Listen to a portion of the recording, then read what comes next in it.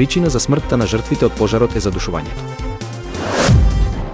Коцевски, истражна постапка против 27 физички и 3 правни лица. Тошковски, против 34 физички лица и 3 правни субјекти се поднесени кривични пријави. Николовски, Министерството за транспорт нема надлежности за изгорениот објект. Психолошка помош за блиските на настраданите во пожарот. Несреќата во Нови Сад однесе уште една жртва. Мирен собир во Солун закочен. ДНК, пат до вечноста.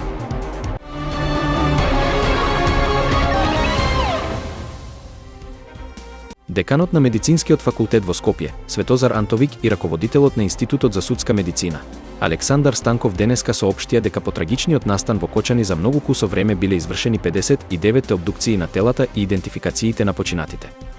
Како што истакнаа на пресконференција, за ова биле формирани 6 тимови во кои, освен експерти од судска медицина, имало и патолози. Вклучени биле и тимови од Министерството за внатрешни работи. Кај сите настрадани е констатирана насилна смрт од задушување што е предизвикано директно од пожарот. Во март се очекува да бидат завршени сите извештаи за обдукциите. Облеката и се што е најдено кај починатите е на Институтот за судска медицина, но се во надлежност на обвинителството и тоа ќе одлучи што ќе се случува со нив, зашто може да бидат земени понатаму во некоја судска постапка. Според Станков, веднаш по добивањето на информациите за несреќата, за 1 час, сите вработени во институтот пристигнале на своите работни места и бил направен план за соодветно дејствување. Се вршеле обдукции на по 15 лица, кои потоа му биле предавани на погребалното претпријатие. Основното јавно обвинителство Кочани донесе наредба за спроведување истражна постапка против 27 физички и 3 правни лица за кои постои основи на сомнение дека како со извршители сториле тешки дела против општата сигурност. Верижните пропусти и незаконити дејствија на одговорните и службените лица, како што информираше денеска на пресконференција државниот јавен обвинител Љупчо Коцевски, рече дека довеле до тоа да при користење на пиротехнички дејствија за време на настап на ДНК во клубот Пулс во Кочани, биде предизвикан пожар во кој настапила смрт на 59 лица, меѓу кои 6 деца, а биле повредени 197 лица, од кои 25 деца. Доколку се обезбедат докази, Коцевски рече дека во истрагата ќе бидат опфатени и други засега неутврдени лица. Тројца осомничени се јавуваат како одговорни лица, сосопственици или управители во клубот. Првиот е закупец на објектот каде е лоциран клубот, реален носител и собственик на целокупниот деловен потфат и работењето. Постои конкретно основано сомнение дека првоосомничениот за период од 13.2.2024 до 13.2.2025 година директно на осомничено службено лице вработено во Министерство за економија му дал одреден паричен износ да изврши службено дејствие, што не би смел да го изврши и на тој начин обезбедил лиценца. Една од осомничените, посочи Коцевски, е и собственичка и управителка на осомничено правно лице од Кочани, која во 2010 година постапила побарање на осомничениот собственик и му изработила основен проект како услов за отпочнување на работа и вршење угостителска дејност кабаре, иако знаела дека објектот не може да биде пренаменет. Од Министерството за економија, Коцевски рече дека до овој момент осомничени се поранешниот министер за економија, поранешен државен секретар, раководител на сектор, раководител на одделение и помлад соработник. Поранешен директор на државниот пазарен инспекторат и 3 службени лица инспектори, иако биле должни да вршат инспекциски надзор. Не ги извршиле своите службени должности и во периодот од 9 јануари 2020 година до 16 март 2025 година во ниту еден наврат не извршиле контрола над работењето на правното лице за да утврдат дали има важечка лиценца, дали ги исполнува пријавените минимално технички услови наведени во барањето за лиценца за вршење на угостителска дејност, кабаре и другите пропишани услови согласно закон, со што возможиле кабарето Пулс незаконито да продолжи со вршење на угостителска дејност. Осомничените одговорни лица во дискотеката и членови на обезбедување, нагласи Коцевски, не спречиле за потребите на настапот на групата ДНК да се внесат во угостителскиот објект и да се употребат експлозивни материи, пиротехнички фонтани. Иако за тоа дејствие немале задолжителна дозвола издадена од надлежни органи за да ракуваат со пиротехнички средства, ниту пак просторните услови дозволувале употреба на такви пиротехнички средства. Сите осомничени се обезбедени. Кочанското обвинителство, со оглед на тежината на кривичното дело кое им се става на товар и сите други околности, бара притвор за сите осомничени со исклучок на 3 лица кои се хоспитализирани. Министерството за внатрешни работи во соработка со надлежното јавно обвинителство ја заврши првата фаза од истрагата за пожарот која зафати дискотеката Пулс во Кочани. Против 34 физички лица и 3 правни субјекти се поднесени кривични пријави за предизвикување општа опасност, додека едно лице е осомничено за примање подкуп, изјави министерот за внатрешни работи, Панче Тошковски. На денешната пресконференција во Министерството за внатрешни работи, Тошковски изјави дека оваа трагедија повикала на целосна мобилизација на институциите. Изрази благодарност до сите институции и сите оние кои учествуваа во овие напори и порача: Македонија мора да победи во битката со системската корупција која одзеде 59 млади животи. Не обрзува на действување, се обраќам до јавноста со една клучна порака. Македонија мора да победи во битката со системската корупција која што одзеде 59 млади животи. Кога се случи сето ова, со болка во душата, потенциравме дека нема да има компромиси со правдата. Ветивме дека ќе има брза и ефикасна и праведна истрага. Многумина избрзаа со заклучоци. Некои со право се сомневаа, а некои сакаа да ја искористат оваа трагедија и за други цели. Некои се обидуваа да судат и да бидат обвинители, истражители, морален, па и преки суд, иако ги немаа фактите. Сите, буквално сите не оценуваат и како личности, и како институции кои што ги водиме во спроведувањето на овие активности. Министерството за транспорт нема надлежности за објектот на клубот Пулс во Кочани, кој е од Б категорија, затоа што после донесувањето на законот за децентрализација, Министерството е надлежно само за објекти од А категорија. Информира денеска ресорниот министер и вице-премиер Александар Николовски. Проблемот, како што кажа, настанува во оној момент кога почнуваат адаптации и реконструкции на објектот во внатрешноста без никакво одобрение од никого и дополнително е ставен печат од лицеот. Приватна фирма која или не видело што се случува таму или видело, но го игнорирало. Согласно актуелниот закон, како што појасни, Министерството за економија по службена должност требало во рок од 3 работни дена да ги провери исказите во изјавата на поднесувачот на барањето за лиценца дека објектот ги задоволува минималните пропишани одредби. Додаде дека државниот пазарен инспекторат нема ни капацитет ни знаење да навлегува во сите аспекти на функционалноста на некој објект и токму затоа, како што кажа, дел од законските измени ќе одат во таа насока.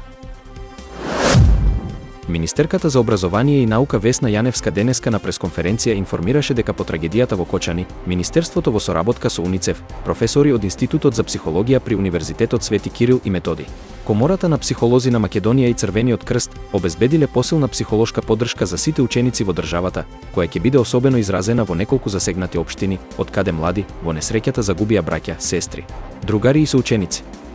Формирана е мрежа на стоучилишни психолози од Скопје, но и од други градови, кои ги насочуваме кон Кочани, Виница, Штип, Чешиново, Облешево и околните места, за да ги поддржат во работата своите колеги во тамошните училишта.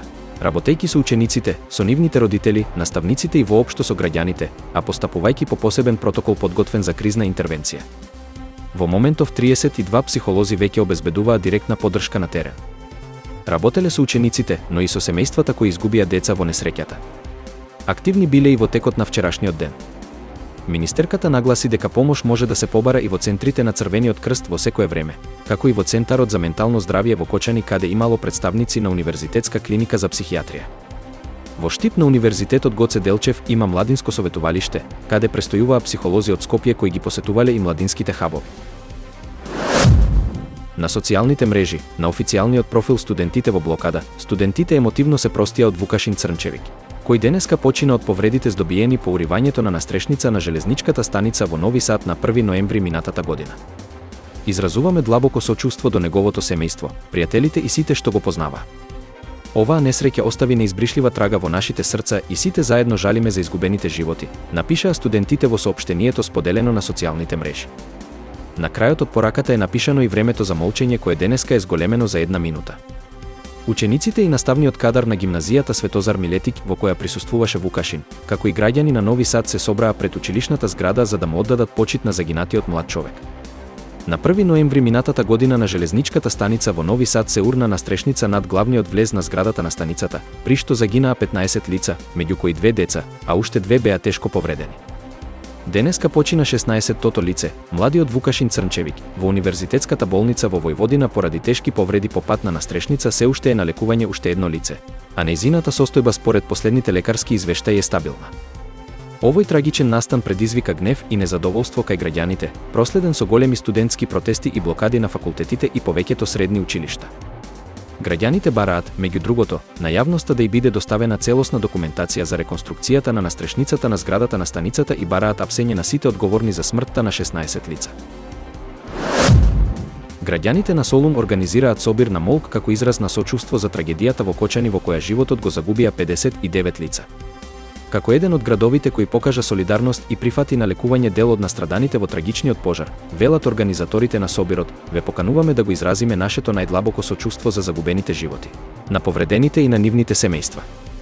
Да се собиреме во момент на тишина и да ја покажеме нашата поддршка, се вели во повикот за собирот кој ќе се одржи утре, во 12 часот на пладне, на плоштадот Аристотел.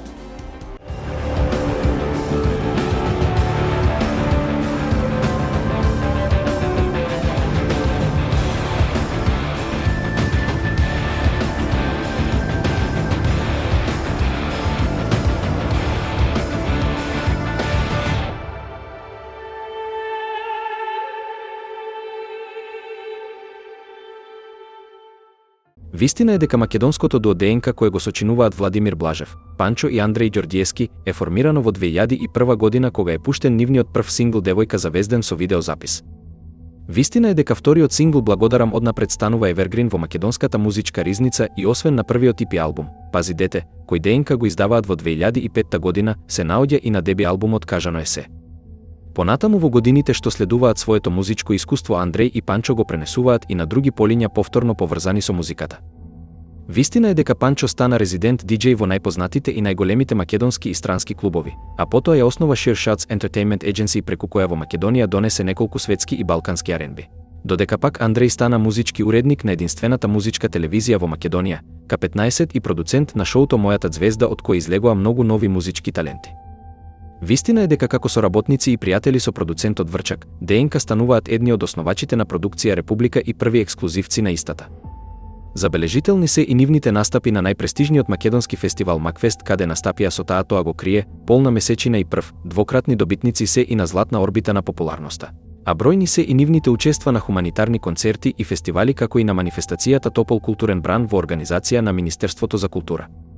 Вистина е дека во 2010 година тие го издаваат деби албумот насловен Кажано е се, преку нивната матична куќа продукција Република, како продуцент се јавува Врчак, а албумот се состои од 18 песни, меѓу кои сингловите Полна месечина, Пази се од мене, Навлечен на тебе, Таа тоа го крие и други.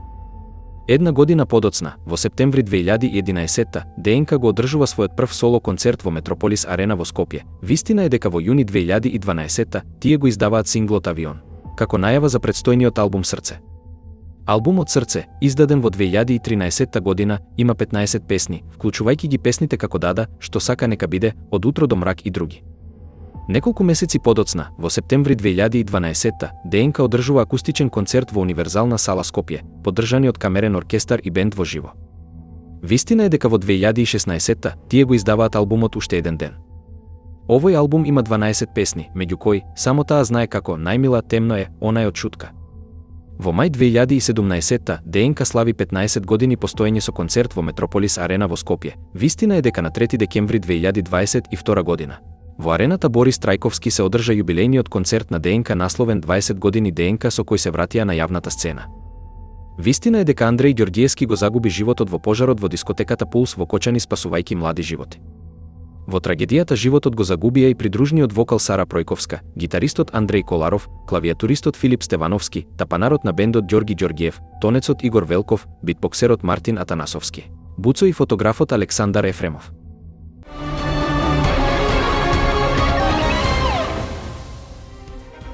Причина за смртта на жртвите од пожарот е задушувањето.